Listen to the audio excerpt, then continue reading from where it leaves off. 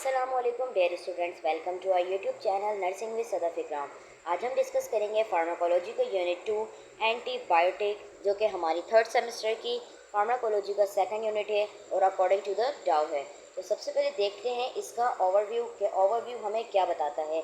In order to understand the principle behind anti microbial resistance, it is important to first have a good foundation regarding some key pharmacological concepts that may be relevant to this phenomenon। यानी कि हर चीज़ को समझने के लिए कुछ principles की ज़रूरत होती है। किसी भी चीज़ को रेजिस्टेंस करने के लिए कुछ प्रिंसिपल्स होते हैं उसके पीछे, जो कि बहुत ज़्यादा ज़रूरी होते हैं उसकी फाउंडेशन के लिए। कि हर चीज़ हमें पता होनी चाहिए कि अगर हम कोई मेडिसिन ले रहे हैं तो वो किस लिए ले रहे हैं, उसके बेनिफिट्स क्या हैं, उसका एडवर्स इफ़ेक्ट क्या है, उसकी कंपाउंड जैसी क्या है, वो किस तरीके से एक्शन करेगी, क्या वर्क करेगी। तो ओवरव्यू का मतलब ये होता है कि हम कोई भी मेडिसिन लेने जा रहे हैं, चाहे वो हम ओरली इंटेक करें या हम पेरेंटली रूट लें, किसी भी रूट से अगर हम मेडिसिन ले रहे हैं तो उसके पीछे के जो रेजिस्टेंस है, जो इम्पोर्टेंस है, उसकी जो फाउंडेशन है वो क्या है। तो ओवरव्यू में हम ये देखते हैं। सबसे पहले ये देख लेते हैं कि एंशियंट टाइम्स फर्स्ट ट्रीटमेंट किस तरीके से होता था। कदीम ज़माने की बात है तो एंटीबायोटिक जब पहले नहीं थी तो लोग जो जंगलों में रहते थे किस तरीके से अपना इलाज करते थे। At around 1550 BC, Egyptians have been recorded to use a concession of honey, lard and lint into dressing wounds। We know now that honey actually contains substantial amounts of hydrogen peroxide which can kill bacteria। यानी कि 1550 भी BC की यहाँ पर बात हो रही है, जब इजिप्टियंस जो है उन्होंने ये रिकॉर्ड किया कि हनी जो है वो भी एक दवाई के तौर पे काम किया जाता है। उसको ये किस लिए इस्तेमाल करते हैं, किसी भी वुंड को ड्रेसिंग करने के लिए। जब उनको ये पता चला तो हनी में क्या चीज़ थी, हाइड्रोजन पेरोक्साइड पाया जाता है, जो कि क्या करता है, बैक्टीरिया को किल कर देता है।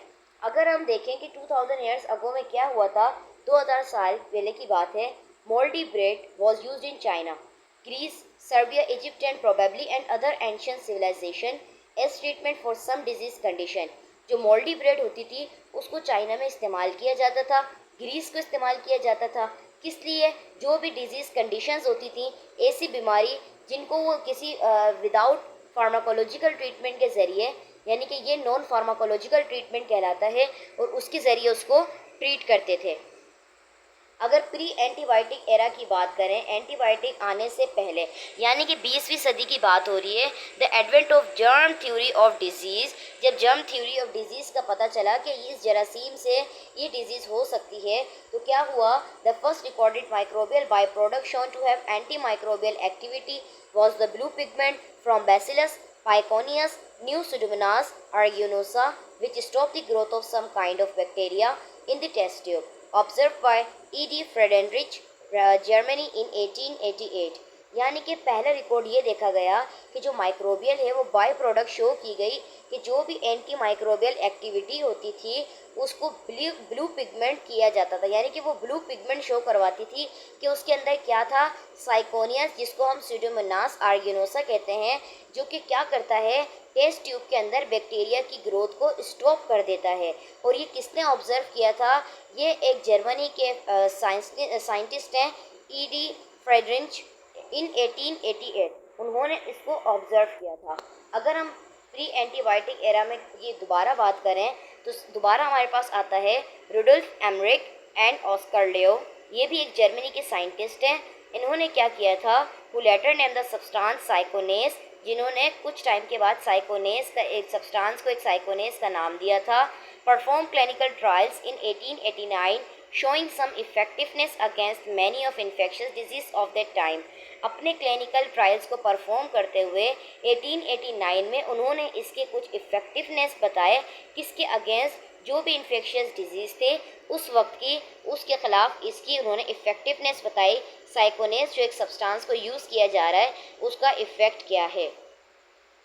Another German physician named Paul Ehrlich tirelessly searched for a magic bullet। उसके बाद क्या हुआ, कुछ टाइम के बाद जर्मन फिजिशियन ने, जिनका नाम है पॉल एलरिक, उन्होंने सर्च किया, एक मैजिक बुलेट बनाई। मैजिक बुलेट हम किसको कहते हैं, हमें कोई भी पेन होता है, हम पेन किलर लेते हैं और पेन ख़त्म हो जाता है तो वो हमारे लिए एक मैजिक बुलेट हो गई। जब लोगों को किसी चीज़ का नहीं पता होता और उनको फिर आप एकदम से वो चीज़ बताएं जो उन्होंने ना कभी देखी हो, न कभी सुनी हो, न कभी इस्तेमाल की हो, तो उनके लिए वो एक जादुई चीज़ होती है। तो क्या नाम था उसका? आर्सफेनाइन chemical dye that referred to this compound named salvarsan, the first chemical compound shown to cure a human disease phyllis in 1910। उन्होंने एस्फोराइन केमिकल को डाई किया था जो कि एक कंपाउंड था जिसका नाम था सल्वर्सान। ये एक फर्स्ट केमिकल कंपाउंड था जो किस लिए शो किया करता था, जो कि ह्यूमन डिजीज़ को क्योर करने के लिए शो करवाया जाता था, सिफाइलिस डिजीज़ को शो करने के लिए। कब? इन 1910 में। अगर हम बात करें अलेक्जेंडर फ्लेमिंग की, अलेक्जेंडर फ्लेमिंग क्या है? More notable for his discovery of penicillin in the later years, reported in 1920 of a naturally occurring antibacterial substance in human tears that causes lysis in some bacterial cells. He later called the lysozyme। Alexander Fleming ने क्या किया था? कुछ time के बाद उन्होंने penicillin को discover किया 1920 में, और ये नेचुरली उसको अकर किया गया था, एंटी बैक्टीरियल सब्सटेंस था एक ह्यूमन टेयर्स के लिए। ठीक है, ह्यूमन टेयर्स से इसको बनाया गया था, जो कि क्या करता है, कुछ बैक्टीरियल सेल्स की लाइसिस करता है। और फिर कुछ टाइम के बाद पेनिसिलिन को लाइसोसाइम का भी नाम दिया गया। अगर हम गोल्डन एज की बात करें, golden age of anti bacterials, यानी कि जब एंटी बैक्टीरियल का पता चल गया कि एंटी बैक्टीरियल क्या होती है, एंटीबायोटिक क्या होती है, उसके बाद क्या हुआ था? Impact of this discovery was not realize until the 1940s। इसकी डिस्कवरी जो है वो 1940s तक रियलाइज नहीं हुई थी। Applicability as the therapeutic agent made possibly by Florey and China. इसकी जो एप्लीकेबिलिटी वो एक थेराप्यूटिक एजेंट के ज़रिए इंट्रोड्यूस करवाई गई थी। कैसे? फ्लोरे एंड चाइना के ज़रिए। In 1935, the era of antibacterial was made by the German biochemist Gerhard Domark at the Bayer Laboratories company in Germany. He discovered and developed the first sulfonamide। 1935 में क्या हुआ था? जब एंटीबैक्टीरियल्स का एरिया चल रहा था, जब इसके काम चल रहा था, तो जर्मन बायोकेमिस्ट ने, जिनका नाम था गरहार्ड डोमार्क, उन्होंने बेयर लेबॉर्ट्रीज जो कि जर्मनी में थी, उसके ज़रिए उन्होंने सल्फोनामाइड जो कि एक एंटीबायोटिक है उसको डिस्कवर किया था। अब बात करते हैं पोस्ट गोल्डन एज की, यानी कि उसके बाद क्या हुआ था? कुछ सालों के बाद, just a few years after the golden age of anti microbials, warning science of developing resistance were observe. कुछ सालों के बाद गोल्डन एज जब पता चला लोगों को कि एंटी माइक्रोबियल नाम की भी कोई चीज़ होती है, तो क्या हुआ था कि जो उसके रेजिस्टेंस थे उसके वार्निंग साइन ऑब्जर्व होने लगे, वो नज़र आने लगे कि कुछ डेवलपमेंट आ रही है। Bacteria with multiple drug resistance, और कुछ ड्रग का इस्तेमाल किया गया जो कि क्या करता है, बैक्टीरिया को रेजिस्ट कर देता है, डिजीज़ होने से बचाता है। अब देखते हैं antibiotics versus anti microbials. Antibiotic is a low molecular substance produced by a microorganism that at a low concentration inhibits or kills other microorganism। Antibiotic एक ऐसा लो मोलिकुलर सब्सटेंस है जो कि माइक्रो ऑर्गेनिज्म के ज़रिए प्रोड्यूस किया जाता है। इसके अंदर लो कंसंट्रेशन होती है। काम क्या होता है कि माइक्रो ऑर्गेनिज्म को इनहिबिट करता है, उसकी ग्रोथ को इनहिबिट करता है और उसको किल कर देता है। अगर इसी के डिफरेंस में हम एंटी माइक्रोबियल देखें, antimicrobial is any substance of natural semi-synthetic or synthetic origin that kills or inhibit the growth of microorganism but causes little or no damage to the host। जबकि इसी के मुकाबले में एंटी माइक्रोबियल एक ऐसा substance है जिसको नेचुरली तौर पर सेमी सिंथेटिक और सिंथेटिक ओरिजिन के तौर पे बनाया जाता है, जो कि क्या करता है, बैक्टीरिया की ग्रोथ को इनहिबिट कर देता है या तो उसकी ग्रोथ को किल कर देता है, लेकिन वो अपने होस्ट को कोई भी नुकसान नहीं पहुंचाता। जबकि अगर आप कोई भी एंटीबायोटिक लेते हैं तो उसका साइड इफ़ेक्ट लाजमी होता है, और एंटी माइक्रोबियल अगर आप लेंगे तो वो आपके होस्ट को, यानी कि जो पर्सन ले रहा है, उसको कोई नुकसान नहीं देती।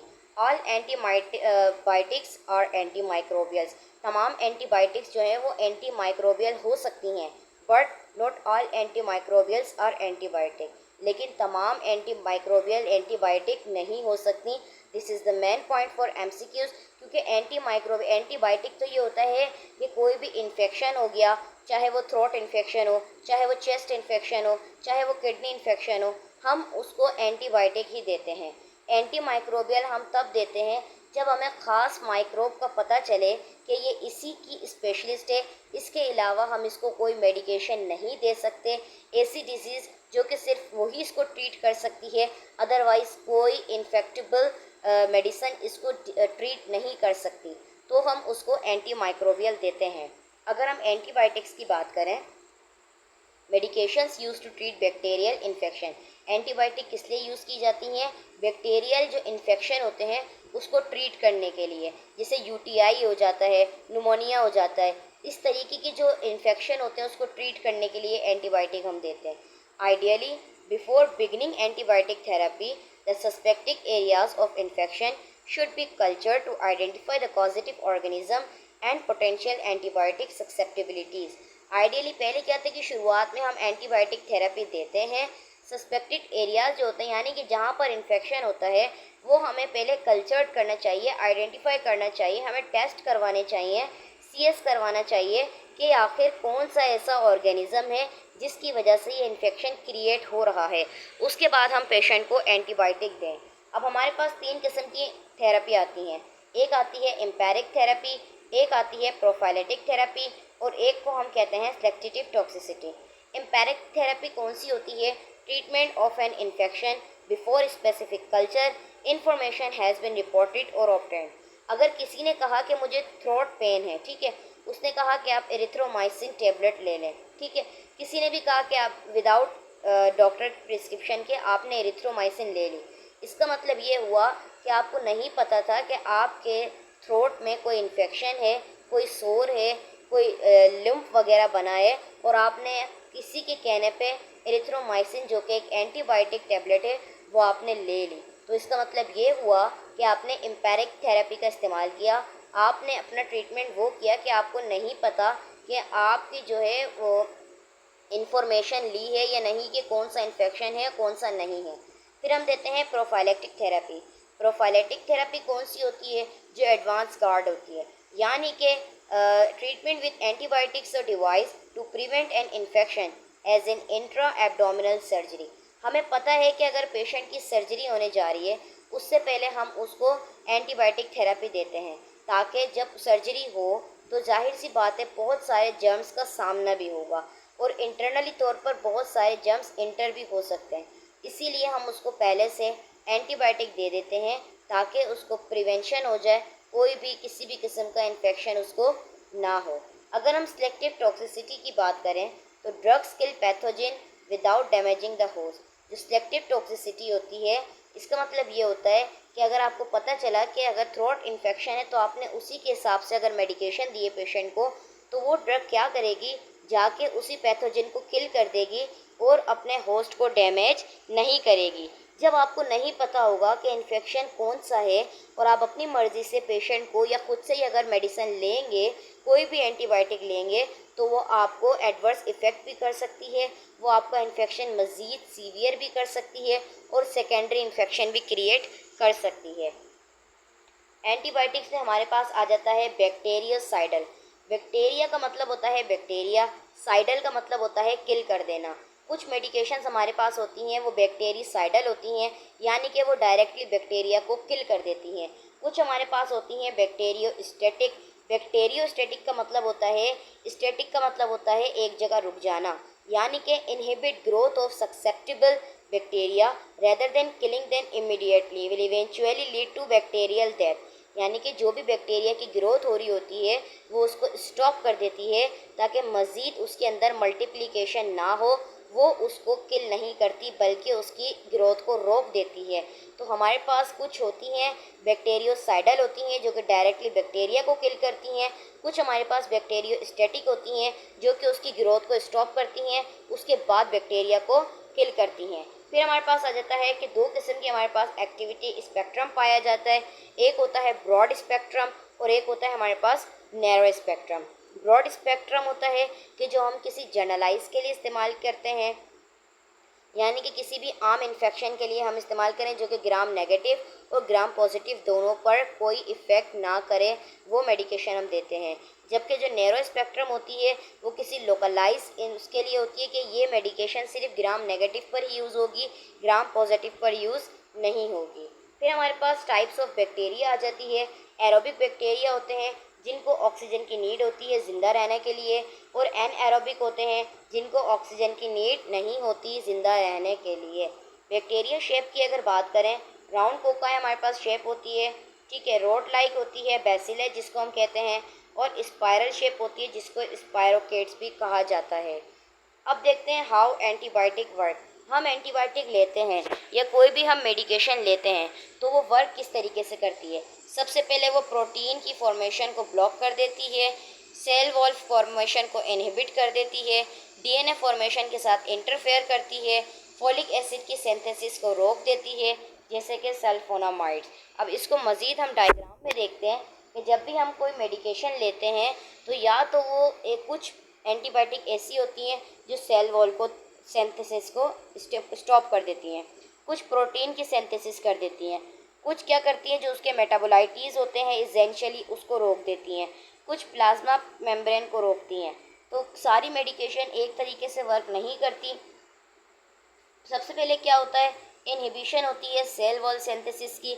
उसके अंदर कौन कौन सी मेडिकेशन आती है, जैसे पेनिसिलिन हो गया, सिफेलोस्पोरिन हो गया, बेसिट्रेसिन हो गया, वेंकोमाइसिन हो गया। ये वो मेडिकेशन है जो कि सेल वॉल को सिंथेसिस कर देती हैं, सेल वॉल को ब्रेक करती हैं। अगर हम दूसरे नंबर पर देखें तो जो प्रोटीन सिंथेसिस मेडिकेशन होती हैं उसमें आ जाती है क्लोराम्फेनिकोल, एरिथ्रोमाइसिन, टेट्रासाइक्लिन, स्टेप्टोमाइसिन। ये वो मेडिकेशन होती हैं जो कि डायरेक्टली प्रोटीन को सिंथेसिस को इनहिबिट कर देती हैं। फिर अगर हम थर्ड पे देखें तो जो न्यूक्लिक एसिड रेप्लिकेशन और ट्रांसक्रिप्शन को इनहिबिट करती हैं उसमें आ जाती हैं क्विनोलोन्स एंड रेम्फेपिन। तो ये वो मेडिकेशन होती है जो कि न्यूक्लिक एसिड और डीएनए रेप्लिकेशन ट्रांसक्रिप्शन को इनहिबिट करती है। फिर अगर हम फोर पे देखें, प्लाज्मा मेम्ब्रेन को जो इंजरी पहुंचाती है वो कौन सी होती है, पोलीमाइक्सिन बी, ठीक है। फाइव पे हमारे पास आ जाती है जो इसेंशियल मेटाबोलाइटीज़ को, जैसे कि लाइजोसोम हो गया, माइटोकॉन्ड्रिया हो गया, क्रोमोसोम हो गया, इन सबको इनहिबिट करती है। उसमें आ जाता है सल्फोनामाइड, ट्राइमेथ्रोप्रिम। अब एंटीबायोटिक्स हमारे पास आती हैं फोलेट एंटागोनिस्ट। कुछ हमारे पास फोलेट एंटागोनिस्ट होती हैं जिसको हम अभी डिटेल में देखते हैं। कुछ हमारे पास बैक्टीरिया की सेल वॉल को इनहिबिट करती हैं, कुछ प्रोटीन सिंथेसिस होती हैं और कुछ डीएनए इनहिबिटर्स होती हैं। जो फोलेट एंटागोनिस्ट होती हैं सल्फोनामाइड है, ट्राइमेथ्रिन है और ट्रेक्सोलोल है। अगर सेल वॉल की इनहिबिशन की बात करें, पेनिसिलिन है, सिफेलोस्पोरिन, कार्बापेनम है, मोनोबेक्टम। अगर प्रोटीन सिंथेसिस की बात करें, टेट्रासाइक्लिन, अमाइनोग्लाइकोसाइड, एरिथ्रोसाइटिन, क्रोमेपेपिकाल, लिंकोमाइसाइड। अगर डीएनए इनहिबिटर की बात करें तो उसमें आ जाती है क्विनोलोन्स। तो सबसे पहले हम ये देखते हैं कि फोलेट एंटागोनिस्ट यानी कि सल्फोनामाइड क्या होता है। Sulfonamide, folic acid is the growth factor of bacteria. Bacteria can't absorb folic acid but synthesize it by PABA, para-aminobenzoic acid, and pyridine. Because of the structural similarity of PABA, the sulfonamides compete with this substance for the enzyme dehydropyridate synthetase, thus preventing the synthesis of folic acid, thereby cheating the growth of bacteria. These inhibitors are bacteriostatic. Sulfonamide में क्या होता है, folic acid जो होती है यानी कि जो फोलेट एंटागोनिस्ट होते हैं वो बैक्टीरिया की ग्रोथ के अगेंस्ट होते हैं, ठीक है। फोलिक एसिड क्या है, ग्रोथ फैक्टर है बैक्टीरिया का। बैक्टीरिया फोलिक एसिड को एब्जॉर्ब नहीं करता बल्कि वो PABA के ज़रिए उसको सिंथेसाइज कर देता है। PABA का मतलब होता है para amino benzoic acid. Para amino benzoic acid यानी कि ऐसा स्ट्रक्चर होता है, ये जो स्ट्रक्चर होता है ये PABA के साथ सिमिलर होता है। और सल्फोनामाइड क्या करता है, इसके साथ compete करता है। जब compete करता है तो एक सबस्ट्रेट बन जाता है एंजाइम के लिए जिसको हम कहते हैं डिहाइड्रोपिटोरेट। जब वो सिंथेसिस होता है तो फोलिक एसिड की प्रिवेंशन हो जाती है जिसकी वजह से बैक्टीरिया की ग्रोथ वहाँ पर नहीं होती और उसकी स्टॉप को जो है वो इनहिबिट कर देता है, तो मज़ीद बैक्टीरिया की रेप्लिकेशन नहीं होती। तो हमारे पास एंजाइम कौन सा है, डिहाइड्रोपिटोरेट सिंथेटेज, जो कि किस पर सिमिलर है, PABA टायरिडाइन यानी कि पैरा अमाइनो बेंजोनिक एसिड। और टायरिडाइन के साथ किसके साथ कंपीट कर रहा है वो, फॉलिक एसिड के साथ यानी कि सल्फोनामाइड के साथ। अगर ट्राइमेथोप्रिम की बात करें, it inhibits the enzyme dihydrofolate reductase and thus block tetrahydrofolic acid which is required for the synthesis of purine pyrimidine amino acid। Trimethoprim क्या करता है, एंजाइम को इनहिबिट कर देता है। यहाँ पर कौन सा एंजाइम है, डिहाइड्रोफोलेट रिडक्टेज को इनहिबिट कर देता है, टेट्राहाइड्रोफोलिक एसिड को ब्लॉक कर देता है, जिसकी वजह से प्यूरिन की सिंथेसिस होती है, पायरामिडाइन की होती है, अमाइनो एसिड की होती है। यहाँ पर एंजाइम ने इसको ब्लॉक कर दिया, किसको किया, फॉलिक एसिड को, किसके ज़रिए, टेट्राहाइड्रोफोलिक एसिड को, और किसकी प्रोडक्शन रुकती है, प्यूरिन की, पायरामिडाइन की और अमाइनो एसिड की। अगर हम सल्फोनामाइड की बात करें तो सल्फोनामाइड क्या है, ones of the first group of antibacterial agents sulfadiazine, sulfamethoxazole and sulfisoxazole. ये क्या है, sulfonamides one of the first group है एंटीबैक्टीरियल एजेंट्स का, जिसके अंदर आपके पास 4 आती हैं मेडिकेशन, सल्फाडाजाइन, सल्फामिथोक्सोल एंड सल्फिसोक्सोल। हमारे पास 4 मेडिकेशन आती हैं जो कि सबसे पहले। अच्छा, ये हमारे पास स्ट्रक्चर है सल्फोनामाइड का, para amino benzoic acid PABA and sulfonamide का स्ट्रक्चर है। Basically this is not important for MCQs। तो हम देखते हैं सल्फोनामाइड का स्ट्रक्चर क्या है। सल्फोनामाइड्स, सल्फामिथोक्सोल, थेरापेटिक यूजेस इसके क्या क्या होते हैं, किस लिए इसको यूज़ किया जाता है।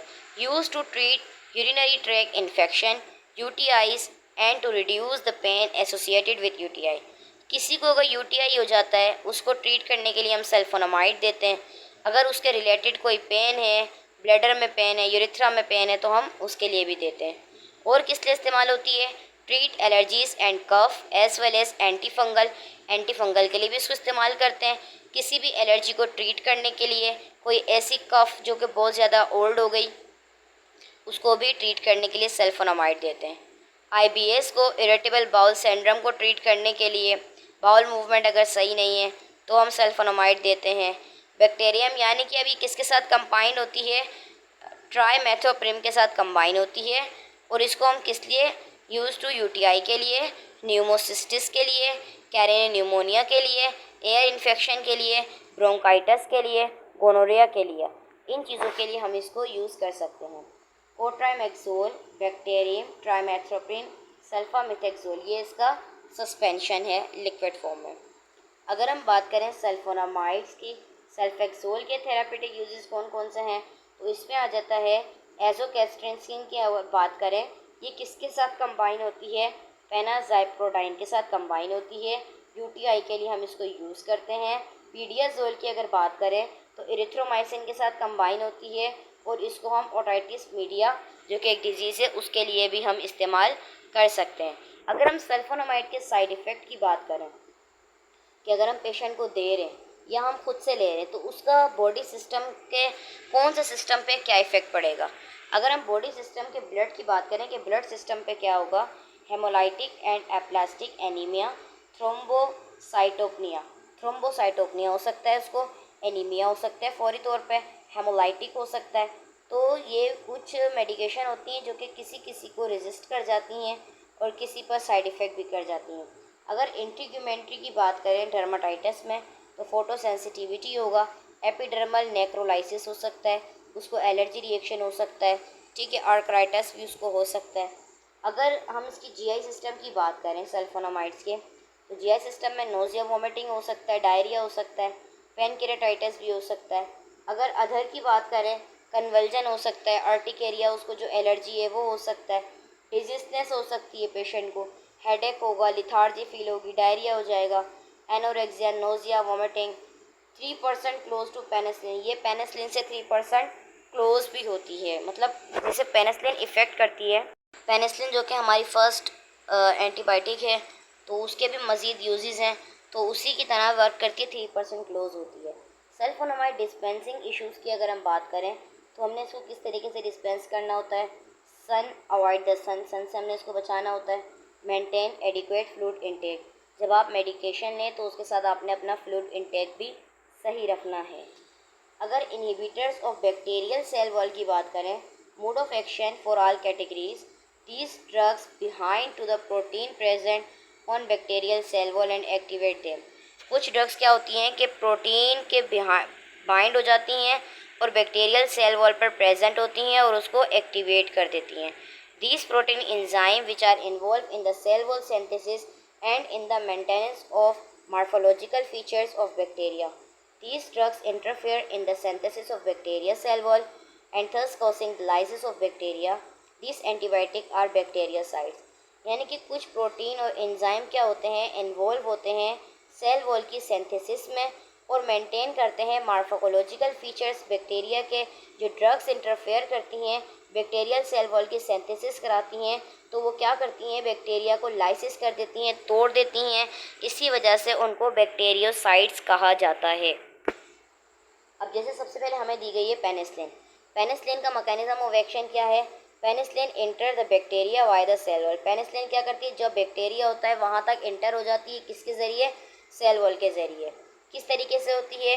ये एक इसकी सेल वॉल है, यहाँ पर कोई भी बैक्टीरिया है, ये आपने जीआई ट्रैक्ट के थ्रू पेनिसिलिन ली, वो आके यहाँ पर सेल वॉल के ज़रिए इंटर हुई, कहाँ पर? बैक्टीरिया में आ गई। ठीक है। अब क्या है, inside the cell wall they bind to penicillin binding protein. यहाँ पर पेनिसिलिन बाइंडिंग प्रोटीन होगी, ये जाके उसके साथ बाइंड हो जाएगी। जब बाइंड हो जाएगी, once bound normal cell wall synthesis is disruption. ये जो इसकी सेल वॉल है ये इस तरीके से डिस्ट्रप्चर होने लग जाएगी जब ये प्रोटीन के साथ बाउंड हो जाएगी। फिर इसका रिजल्ट क्या आएगा? Bacteria cells die from cell lysis. जब बैक्टीरिया सेल्स क्या हो जाएंगे? डाई हो जाएंगे और सेल की लाइसिस हो जाएगी और ये एक सेल वॉल इस तरीके से बन जाएगी टुकड़ों में और इसकी क्या होगी? लाइसिस होने लग जाएगी। Penicillin do not kill other sales in the body.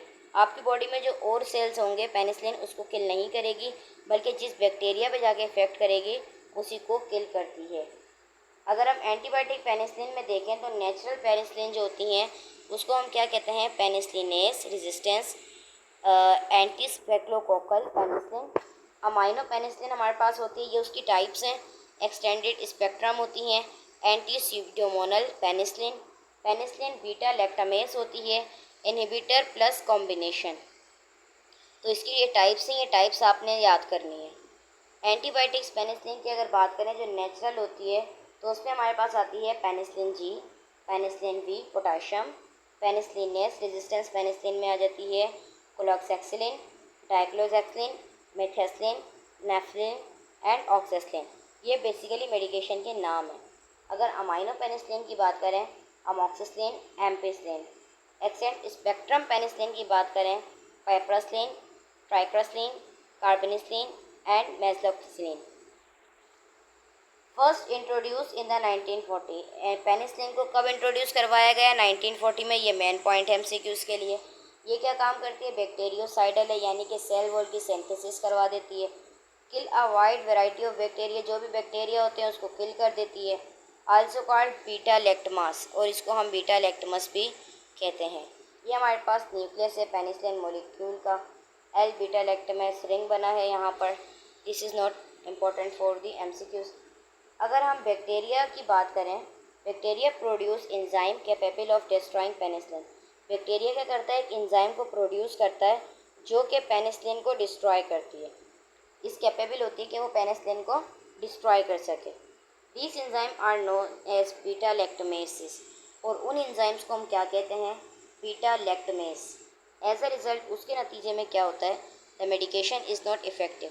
फिर मेडिकेशन इफ़ेक्टिव नहीं होती। मतलब अब मेडिकेशन अब आप ले रहे हो, उस बैक्टीरिया ने क्या किया? एंजाइम को प्रोड्यूस कर दिया। जब एंजाइम को प्रोड्यूस किया तो इसका मतलब जो आपने मेडिसिन ली है वो आपको इफ़ेक्ट नहीं करेगी। जब वो अपने रिसेप्टर के साथ बाउंड नहीं होगी, उसकी एफिकेसी अच्छी नहीं होगी, तो वो किस तरीके से इफ़ेक्ट करेगी? जब एफिकेसी अच्छी नहीं होगी तो वो इफ़ेक्ट नहीं करेगी, तो इसका मतलब आपने जो मेडिकेशन ली है वो इफ़ेक्टिव नहीं होगी। Chemicals have been developed to inhibit this enzyme. फिर कुछ केमिकल्स होते हैं जो कि इन एंजाइम को इनहिबिट कर देते हैं। जैसे हम लेते हैं clavulanic acid, tazobactam and sulbactam. These chemical bind with the beta lactamase, जो एंजाइम प्रोड्यूस कर रहा था बीटा लैक्टमेस, ये उसके साथ जाके बाइंड हो जाते हैं and prevent the enzyme from breaking down the penicillin. और ये क्या करता है, एंजाइम को रोकता है कि वो पेनिसिलिन जो आपने ड्रग ली है उसको ब्रेक ना करे, बल्कि बैक्टीरिया को किल करे और उसको निकाल बाहर करे। कुछ इंडिकेशंस होती हैं इसके यूज़ करने के लिए पेनिसिलिन के लिए। Penicillin usually are more effective in infections caused by gram positive bacteria than those caused by gram negative bacteria। Penicillin जो है वो ज़्यादा इफ़ेक्टिव होती है इन्फेक्शन में, तो ये ग्राम पॉजिटिव बैक्टीरिया को भी किल करती है और ग्राम नेगेटिव बैक्टीरिया को भी किल करती है। Often useful in skin, soft tissues, respiratory, gastrointestinal and genitourinary infection. ज़्यादातर अक्सरियत तौर पर कोई स्किन इन्फेक्शन हो जाता है, टिश्यूज़ में कोई इन्फेक्शन हो गया, कोई रेस्पिरेटरी प्रॉब्लम हो गई है, कोई जीआईटी प्रॉब्लम हो गई है, कोई गट प्रॉब्लम हो गई है, ऐसे इन्फेक्शनों को ट्रीट करने के लिए हम पेनिसिलिन का इस्तेमाल करते हैं। अब पेनिसिलिन जी एंड वी में क्या फ़र्क है? पेनिसिलिन जी, जिसको हम कहते हैं prototype, widely use because of it effectiveness and minimal toxicity. इसका इफेक्ट ज़्यादा है और इसकी टॉक्सिसिटी कम है, यानी कि ये 75% बेनिफिट देती है, 25% आपको नुकसान भी दे सकती है। स्टेफिलोकोकाई एंड गोनोकोकाई को ट्रीट करने के लिए, जो कि बैक्टीरिया है। Some strains of streptococci have acquired resistance to penicillin G. कुछ जो स्टेप्टोकोकाई होते हैं उनको पेनिसिलिन जी रिक्वायरमेंट होती है, although still effective in many streptococcal infection.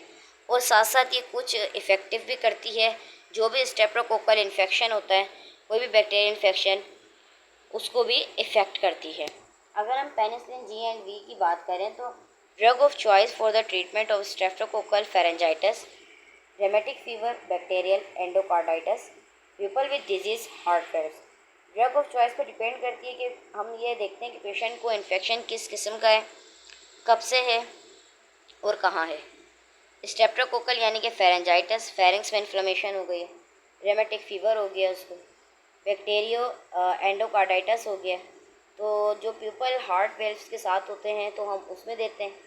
Dental और सम सर्जिकल प्रोसीजर, डेंटल इशू जिनको होता है या कोई सर्जिकल प्रोसीजर होता है उनको हम जी एंड वी दे सकते हैं। Available for intravenous and intramuscular, दोनों तौर पे आप दे सकते हैं, आईवी भी दे सकते हैं, आईएम भी दे सकते हैं, इंजेक्शन फॉर्म में भी। Can not be used interchangeably, इसको आप चेंज नहीं कर सकते, ठीक है। Only aqueous preparation can be given IV. अगर आपने इसको डाइल्यूट करके इस्तेमाल करना है तो आप इसको सिर्फ आईवी इन्फ्यूजन में इस्तेमाल करेंगे, आईएम इस्तेमाल नहीं करेंगे। फिर हमारे पास आ जाता है बेंजाथीन और प्रोकेन, जो कि ये भी एक पेनिसिलिन है, can be given only IM. तो ये जो मेडिकेशन होती हैं जैसे कि बेंजाथीन हो गया, प्रोकेन जो मेडिकेशन हो गई इंजेक्शन फॉर्म में, ये आप आईएम दे सकते हैं क्योंकि ये आप डाइल्यूट करके नहीं देंगे, विदाउट डायलेशन देंगे। पेनिसिलिन वी की बात करें, ड्राइव फ्रॉम पेनिसिलिन जी, ये पेनिसिलिन जी से निकली है, not destroyed by gastric acid and is given only by the oral route. ये आपके गैस्ट्रिक एसिड को डिस्ट्रॉय नहीं करती, बल्कि आप ये देते ही ओरली रूट है, पेशेंट को मेडिसिन होती है, well absorb and produces therapeutic blood level, और ये एब्जॉर्ब भी अच्छे से हो जाती है और थेरापेटिक ब्लड लेवल यानी कि कोई भी नुकसान नहीं पहुंचाती, अच्छे से ब्लड लेवल को भी प्रोड्यूस करती है। पेनिसिलिन के अगर रेजिस्टेंस की बात करें तो उसमें हमारे पास आ जाता है, दिस ग्रुप इंक्लूड 4 ड्रग्स। हमारे पास पेनिसिलिन में 4 ड्रग्स होती हैं, cloxacillin, dicloxacillin, nafcillin and oxacillin. Effective in some infection course, ये क्या कब इफेक्ट करती है, जब कोई इन्फेक्शन हो जाता है। By staphylococci, resistance to penicillin G, staphylococci के ज़रिए जब पेनिसिलिन को जी को रेजिस्ट करते हैं। Recommended for uses in non और सस्पेक्टेड स्टेफिलोकोकल इन्फेक्शन, रिकमेंड करते हैं हम पेशेंट को कि अगर स्टेफिलोकोकल इन्फेक्शन हो गया, except for methicillin resistance staphylococcus aureus MRSA, MRSA में हम नहीं देते, ठीक है, यानी कि एक डिज़ीज़ है मर्सा डिजीज़ जिसको हम नहीं दे सकते पेनिसिलिन। बाकी हम रिकमेंड करते हैं पेशेंट को कि अगर स्टेफिलोकोकल इन्फेक्शन हमें पता चल गया सीएस करवाने के बाद तो हम उसको पेनिसिलिन दे सकते हैं। अगर अमाइनो पेनिसिलिन की अगर हम बात करें, सबसे पहले आ जाता है एम्पिसिलिन। एम्पिसिलिन क्या है, ब्रॉड स्पेक्ट्रम है, सेमी सिंथेटिक पेनिसिलिन है, ग्राम नेगेटिव ग्राम पॉजिटिव दोनों पे वर्क करेगी। बैक्टीरियासाइडल है for several types of gram positive gram negative bacteria, जैसे मैंने बताया ब्रॉड स्पेक्ट्रम है, दोनों की ग्रोथ को क्या करती है, साइडल किल कर देती है। Effective against enterococci proteus mirabilis salmonella shigella and escherichia coli, ये तमाम सारे बैक्टीरिया के नाम है किसके अगेंस्ट ये काम करती है। कब हम इसको देते हैं, यूज़फुल इन यूरिनरी ट्रैक इन्फेक्शन, यूटीआई में हम देते हैं एम्पिसिलिन, ब्रोंकाइटिस में हम दे सकते हैं, साइनसाइटिस में दे सकते हैं और ओटाइटिस मीडिया में हम दे सकते हैं। अगर हम अमोक्सिसिलिन की बात करें, अमोक्सिसिलिन क्या है, सिमिलर है एम्पिसिलिन की तरह except it is only available orally, orally हमारे पास ये अवेलेबल होती है। It is better absorb and produces therapeutic blood level more rapidly than oral ampicillin, oral ampicillin अगर आप देंगे तो उससे बेहतरी तौर पे अमोक्सिसिलिन एब्जॉर्ब हो जाती है, ब्लड लेवल को भी थेरापेटिक लेवल मिल जाती है। It is also causes less gastrointestinal distress, और इससे जो है गैस्ट्रोइंटेस्टिनल डिस्ट्रेस यानी कि नोजिया वोमिटिंग डायरिया भी बहुत कम होता है पेशेंट के। Extended spectrum anti pseudomonal penicillin, anti spectrum कौन सी होती है, the drug in this group carbenicillin, ticarcillin, mezlocillin and piperacillin, ये वो मेडिकेशन होती हैं जो कि एक्सटेंडेड स्पेक्ट्रम में आ जाती हैं। ब्रॉड स्पेक्ट्रम होती हैं, ये भी एंटी माइक्रोबियल का काम करती हैं, एंटी माइक्रोबियल को किल करती हैं, पॉजिटिव में भी और नेगेटिव में भी। Gram negative organism such as, gram negative में कौन सा आ जाता है, सीडोमोनास हो गया, प्रोटियस स्पीशीज हो गया, इकोलाई हो गया, या कोई भी सीडोमोनल इन्फेक्शन हो गया। Carbenicillin is available as an oral formulation of UTI और प्रोस्टेटाइटिस, कार्बापेनिसिलिन अवेलेबल होती है कि आप इसको ओरल फॉर्मुलेशन में दे सकते हैं, तो आप यूटीआई के लिए भी दे सकते हैं और प्रोस्टेटाइटिस के लिए भी दे सकते हैं। पेनिसिलिन अगर हम बात करें बीटा लैक्टमेस की, तो क्या करती है, कॉम्बिनेशंस को जो इनहिबिट करती है, यानी कि इसके साथ अगर कोई ड्रग आप देंगे, कॉम्बिनेशन ड्रग में भी effective in infection caused by bacteria that are resistant to a beta-lactam antibiotic alone. Clavulinate, sulbactam, and tazobactam are the beta-lactamase inhibitors available in combination with penicillin.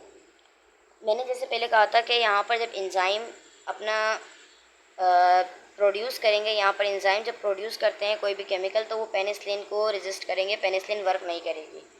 तो हम क्या करते हैं, उसके साथ कॉम्बिनेशन में कुछ केमिकल देते हैं, क्लेविनेट हो गया, सल्बैक्टम हो गया, टैजोबैक्टम हो गया, ताकि अगर प्रोटीन की फॉर्मेशन हो जाती है, एंजाइम अगर प्रोड्यूस कर रहा है तो वो उसको किल कर दे और पेनिसिलिन अपना काम करे। तो कुछ यहाँ पर हमारे पास कॉम्बिनेशन ड्रग होती हैं जो कि इन्फेक्शन के साथ हम पेशेंट को देते हैं, जो कि बीटा लैक्टम होती हैं, एंटी माइक्रोबियल होती हैं कि अलोन हम उसको दे सकते हैं, लेकिन अगर वो कोई कॉम्प्लिकेशन क्रिएट करे, अगर इफ़ेक्ट ना करे, उसके साथ फिर हम क्या करते हैं कि हम पेशेंट को कोई केमिकल देते हैं। अगर बात करें penicillin beta lactamase inhibitor combination drugs की, तो हम एम्पिसिलिन के साथ सल्बैक्टम दे सकते हैं, यूनेसिन दे सकते हैं, अमोक्सिसिलिन के साथ हम क्लेवेनिक एसिड दे सकते हैं यानी कि ऑगमेंटन दे सकते हैं, ट्राइट्रासिलिन के साथ हम क्लेवेनिक एसिड यानी कि टाइमेंटिन दे सकते हैं, पाइप्रासिलिन के ज़रिए हम टैजोबैक्टम दे सकते हैं यानी कि जोसिन दे सकते हैं। ये हमारे पास लिक्विड है, एम्पिसिलिन, सल्बैक्टम है, तो हम ये पेशेंट को दे सकते हैं 750 mg का।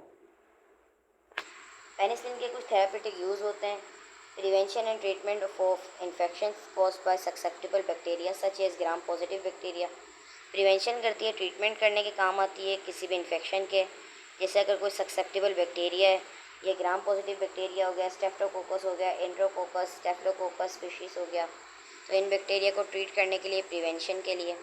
इसका जो एडवर्स इफ़ेक्ट होता है, एलर्जिक रिएक्शन करवाती है ये 0.7% to 8%, अगर आप इसका ट्रीटमेंट कर रहे हैं तो 0.7% इफेक्ट एडवर्स इफेक्ट भी है इसका।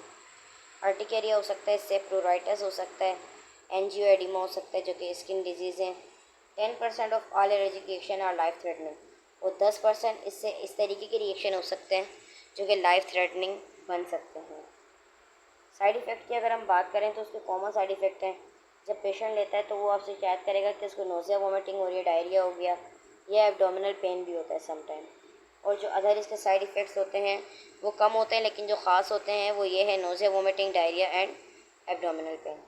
पेनिसिलिन को हम किस तरीके से डिस्पेंस करके रख सकते हैं, एक ऑन एन एम्प्टी स्टमक, आपने ये एम्प्टी स्टमक लेनी होती है। फूड स्लोस एब्जॉर्प्शन, ये फूड की एब्जॉर्प्शन को स्लो कर देता है। Acid in fruit juices and colas को डीएक्टिव दिस ड्रग। अगर आप ऐसे फ्रूट जूस ले रहे हैं जिसके अंदर एसिड ज़्यादा है, कोलास ड्रिंक वगैरह ले रहे हैं, तो वो इसको डीएक्टिवेट कर सकती है ड्रग को, तो फिर ड्रग अपना काम नहीं करेगी। अगर सिफेलोस्पोरिन की बात करें, cephalosporin are a widely use group of drug that are drive from a fungus. ये क्या है, सिफेलोस्पोरिन भी जो है वो बहुत ज़्यादा ग्रुप्स में ड्राइव है, ठीक है, ये फंगस से मिली है। सिफेलोस्पोरिन आर ब्रॉड स्पेक्ट्रम, ये भी हमारे पास क्या है, ब्रॉड स्पेक्ट्रम एजेंट है, with activity against both gram positive gram negative, दोनों पर इफेक्ट करती है, दोनों को किल करती है। Most cephalosporin are exceeded through the kidney, जो हमारी कुछ मेडिकेशन होती हैं जो किडनी के थ्रू एक्सीड आउट होती हैं, तो ज़्यादातर जो सिफेलोस्पोरिन होती है वो किडनी के थ्रू एक्सीड आउट होती है। एक्सेप्शन इंक्लूड कौन कौन सी नहीं होती, सिफोपेराजोन है जो कि बाइल के ज़रिए एक्सीड आउट होती है, लिवर से जो बाइल सिक्रीशन होती है, किडनी के ज़रिए नहीं होती। तो एंटीबायोटिक्स हमारे पास इसकी जो है 4 जनरेशन होती हैं, first generation, second generation, third generation and fourth generation. Antibiotic की हमारे पास 4 जनरेशन होती है, और ये हमारे पास है सिफेलोस्पोरिन का स्ट्रक्चर। अगर हम सिफेलोस्पोरिन की बात करें तो ये क्या है, सेमी सिंथेटिक ड्राइव है from a fungus, semi synthetic है, फंगस से इसको बनाया जाता है। Structurally and pharmacologically related to penicillin, ये रिलेट करती है पेनिसिलिन से फार्माकोलॉजिकली भी, और इसका स्ट्रक्चर भी मिलता है। बैक्टीरियासाइडल एक्शन करती है, बैक्टीरिया को किल कर देती है। Broad spectrum gram positive negative दोनों पे वर्क करती है। Divided into groups according to their anti microbial activity, जब हम इसको लेते हैं तो ये अपने ग्रुप्स बना लेती है और एंटी माइक्रोबियल एक्टिविटी का काम करती है, बल्कि पेशेंट को कोई भी नुकसान नहीं पहुंचाती। सिफेलोस्पोरिन की अगर हम फर्स्ट जनरेशन की बात करें तो उसमें हमारे पास कौन कौन सी मेडिसिन आती हैं, सिफेजोलिन है, सिफेजोलोडाइन है, सिफेलोथिन है, सिफ्राडाइन है, सेफ्लेक्सिन है, सेफ्रोक्सिल है। ये क्या है कि ग्राम पॉजिटिव को कवरेज करती है ज़्यादातर, और ग्राम नेगेटिव को कवर कम करती है, पुअर करती है। अगर हम फर्स्ट जनरेशन की इसकी बात करें, रिमेंबर दिस स्टोरी, आपने ये स्टोरी याद रखनी है। मिस्टर फैजल सेफेजोल, ठीक है, in a lorry driver cephaloridine, he works very hard and has become thin, cephalothin. He has a road watch on his hand, Cephred. In a lux of Cephlex, he wear a green drawer सेफ्रेक्सोल। तो ये एक story है जो कि आपने याद रखनी है, जिसके अंदर तमाम मेडिकेशन का नाम दिया गया है। रूट ऑफ ड्रग एडमिनिस्ट्रेशन के रूट क्या है एडमिनिस्टर करने के लिए, he will put the lux of in his dryer, वो अपने लक्स ऑफ को ड्रॉयर में रखता था, यानी कि सेफ्लेक्सिन एंड सेफ्राडाइन आर गिवन ओरली, जो ड्रायर में रखा जाता है वो आप ओरली दे सकते हो। The latter can also given IV IM, all others IV IM।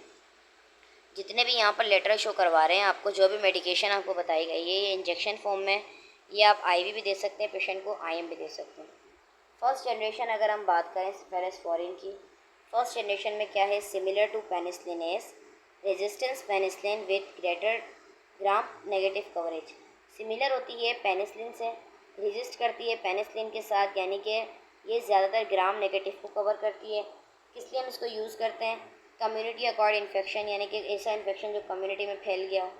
Mild to moderate infection, वो इन्फेक्शन जो माइल्ड से मॉडरेट की तरफ जा रहा हो।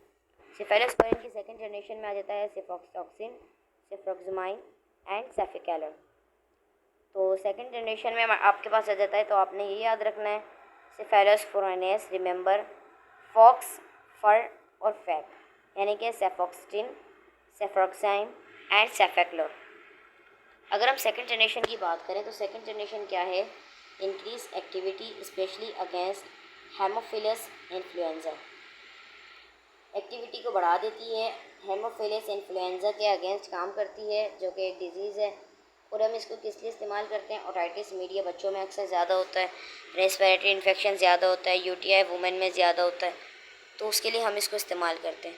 अगर हम थर्ड जनरेशन की बात करें तो उसमें हमारे पास कौन कौन सी मेडिसिन आ जाती हैं, सेफ्टाजाइम, सेफ्टोक्साइम, सेफ्ट्रेक्सोन, सेफ्टेडेन, सेफ्टेक्सोजाइम, सेफोपेराजोन, सेफिक्साइम। तो ये मोस्ट पोटेंट ग्रुप होते हैं जो कि ग्राम नेगेटिव पे काम करती है, और ये ग्राम पॉजिटिव पे बहुत कम काम करती है।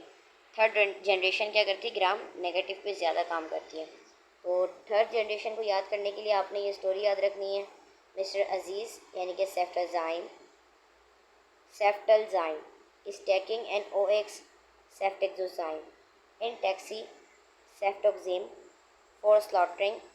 Example, an operation cefoprazone. For this purpose, he is taking 3 Exenblade ceftriaxone.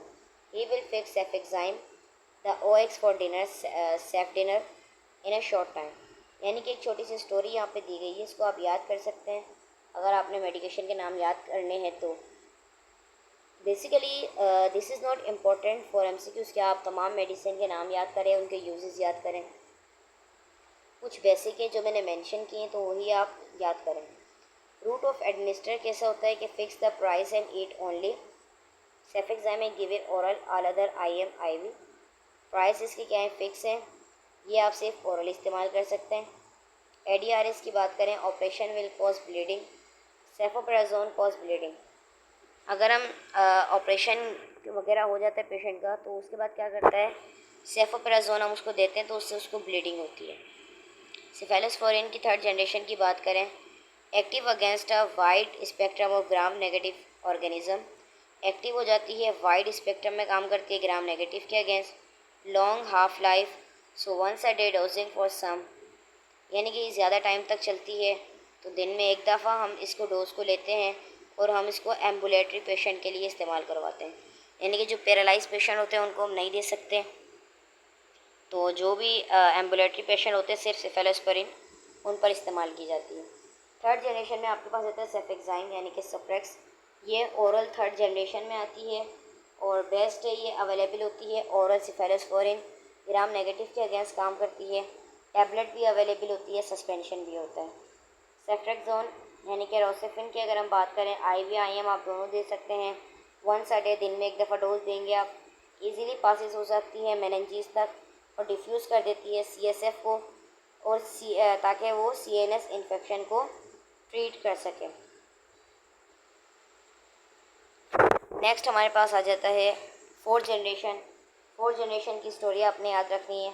My white dream queen of Rome with flu to ozone layer fell down and was made IP inpatient by me. यानी कि सेफिक्विनोम, सेफविरोम, सेफ्लुपेरनम, सेफोजोपेरम and सेफिकमाइम। तो ये 4th generation में आती है। 4th generation का क्या काम होता है, न्यूएस से ये सेफेलोस्पोरिन एजेंट है, ब्रॉड स्पेक्ट्रम होती है, एंटी बैक्टीरियल एक्टिविटी का काम करती है। 3rd जनरेशन से अच्छा काम करती है, स्पेशली ग्राम पॉजिटिव बैक्टीरिया के अगेंस्ट काम करती है। तो ये एंटी माइक्रोबियल स्पेक्ट्रम है। हमारे पास फेलोस्पोरिन के जनरेशन जो है 1st, 2nd, 3rd, 4th available है। एक्टिव टूवर्ड्स क्या है, 1 जो है वो पॉजिटिव पे ज़्यादा करती है, नेगेटिव पे कम। 2 पॉजिटिव पे ज़्यादा, नेगेटिव पे कम। और 3rd वाली पॉजिटिव पे कम, नेगेटिव पे ज़्यादा। 4th वाली पॉजिटिव पे कम, नेगेटिव पे ज़्यादा। स्टेफिलोकोकाई पे ज़्यादा करती है, ग्राम नेगेटिव बैक्टीरिया पे कौन सी ज़्यादा करती है, कौन सी कम करती है, सिर्फ आपने इसके जनरेशन के नाम याद करने। अगर सेफेलोस्पोरिन की अगर हम बात करें तो वार्निंग हमारे पास ये आती है कि alert the pharmacist if a patient allergic और penicillin is receiving a cephalosporin prescription. अगर आप किसी से भी ये लेने के लिए जाते हैं तो अलर्ट ये है कि फार्मासिस्ट जो है उसको ये बताना है कि पेशेंट को एलर्जिक रिएक्शन है, ताकि वो सेफेलोस्पोरिन वो ना दे, कोई और मेडिकेशन दे इसके अगेंस्ट जो काम कर सके। सेफेलोस्पोरिन के हमारे पास कुछ साइड इफ़ेक्ट होते हैं, यानी कि share side effect of penicillin. जिस तरीके से हमने पेनिसिलिन के साइड इफ़ेक्ट को डिस्कवर किया था। Few many initiate unique toxic reaction, कुछ ये टॉक्सिक रिएक्शन कर देती है। लोअर फ्रीक्वेंसी होती है टॉक्सिसिटी की देन मैनी अदर एंटीबायोटिक। जिस तरीके से पेनिसिलिन ज़्यादा इफेक्ट कर रही थी तो उसके मुकाबले में सेफेलोस्पोरिन कम करती है। तो कॉम्प्लिकेशन इससे कौन कौन सी हो जाती हैं, इरिटेशन होती है म्यूकस मेम्ब्रेन की, डाइजेस्टिव ट्रैक्ट की, इनफिल्ट्रेट हो जाती है आफ्टर इंट्रामस्कुलर इंट्रोडक्शन जब आप IM लगा देते हैं, and phlebitis after intravenous introduction. Allergic reaction हो जाता है इससे, ग्रॉस एलर्जी हो जाती है पेनिसिलिन के साथ साथ, ग्रेन्युलोसाइटोपनिया हो जाता है इन केस ऑफ ट्रीटमेंट जब आप 2 हफ्ते से ज़्यादा सेफेलोस्पोरिन दे रहे हो पेशेंट को। कोई भी हेमरेज हो सकता है, नेफ्रोटॉक्सिसिटी हो सकती है, इंसेफ्लोपैथी भी हो सकती है। अगर हम प्रोटीन सिंथेसिस इनहिबिटर की बात करें तो उसमें आ जाता है टेट्रासाइक्लाइन, यानी कि उसका मोड ऑफ एक्शन क्या है, this bacteria enter the bacteria via transport protein present in the bacteria inner cytoplasmic membrane after bind to the bacterial ribosome thus block transfer DNA from binding to the ribosome and inhibit the protein synthesis। जो हम antibiotic ले रहे हैं, जो protein synthesis होती हैं, वो क्या करती हैं, बैक्टीरिया में इंटर होती हैं ट्रांसपोर्ट के ज़रिए। प्रोटीन प्रेजेंट होती हैं बैक्टीरिया में इनर साइटोप्लाज्मिक मेम्ब्रेन में। जब ये बाइंड हो जाती हैं बैक्टीरियल राइबोसोम के साथ, तो ये आरएनए की ट्रांसफरेशन को ब्लॉक कर देती हैं और राइबोसोम के साथ बाइंडिंग हो जाती हैं और फिर प्रोटीन की सिंथेसिस को रोक देती हैं।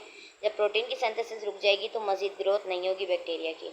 अमाइनोग्लाइकोसाइड की अगर हम बात करें, susceptible bacteria have an oxygen dependent system that transport the antibiotic across the cell membrane, which then bind the bacterial ribosome, causing it to misread the genetic course, thus lead defective bacterial protein synthesis.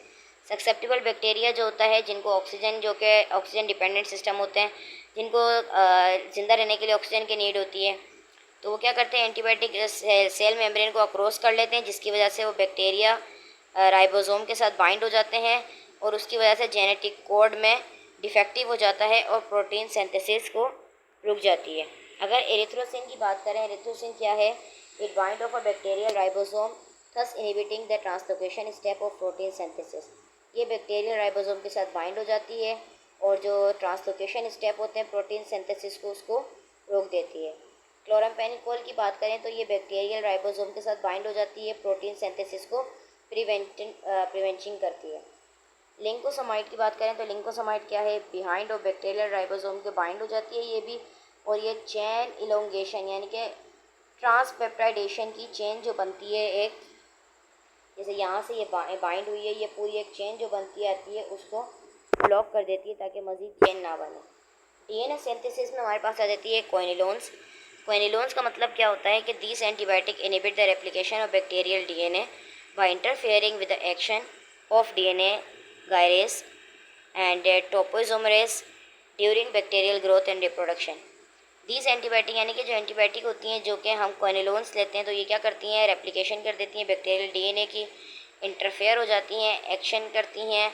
And टोपोइसोमरेस जो कि एक enzyme है, जब bacteria की growth होती है, reproduction होती है, तो ये क्या होती है, इंटरफेयर करती है डीएनए के साथ और ये इनहिबिट कर देती है एंजाइम जो कि गायरेस एंजाइम है, उसको इनहिबिट कर देती है, जो कि बहुत ज़्यादा ज़रूरी होता है डीएनए सिंथेसिस के लिए और बैक्टीरिया की रिप्रोडक्शन के लिए। तो ये थी हमारी एंटीबायोटिक की पीपीटी अकॉर्डिंग टू द डाउ, जो कि हमने कंप्लीट की है। इसके लिए नेक्स्ट वीडियो है एक और एंटीबायोटिक पे, ताकि आप लोगों को सही से समझ आ जाए कि इसके अंदर हमारे पास कौन कौन सी क्लासिफिकेशन होती हैं, ट्रीट हम किस तरीके से करते हैं। कुछ स्टूडेंट्स को कन्फ्यूजन है कि एंटी फंगल क्या है, एंटी माइक्रोबियल क्या है, तो उन तमाम चीज़ों का जवाब, तमाम सवालात का जवाब को नेक्स्ट टॉपिक में मिल जाएगा। Thank you so much.